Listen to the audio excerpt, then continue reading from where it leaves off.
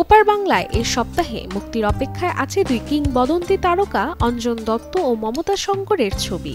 2023 সালের সিনেমা পালানের পর এবার সপ্তাহ বসু পরিচালনায় তারা আসছেন দেরি হয়ে গেছে ছবি নিয়ে।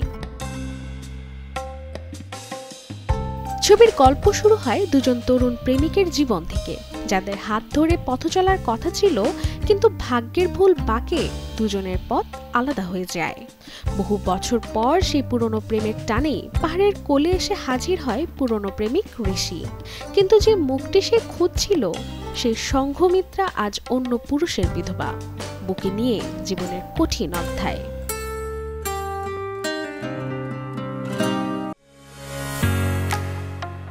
ঢালাইয়ের সেরা প্রিমিয়ার সিমেন্ট।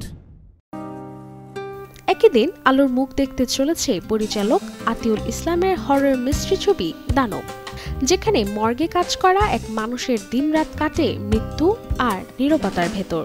কিন্তু একদিন সেই নীরবতা ভেঙে যায় যখন তার কাছে এসে পড়ে তারই কাছের মানুষের নিথর দেহ। দানব ছবিতে অভিনয় করতে দেখা গেছে পিয়ার খান, রূপসা মুখোপাধ্যায়, খারাজ মুখার্জি সহ আরো কিছু পরিচিত মুখকে। Desk report, channel 24।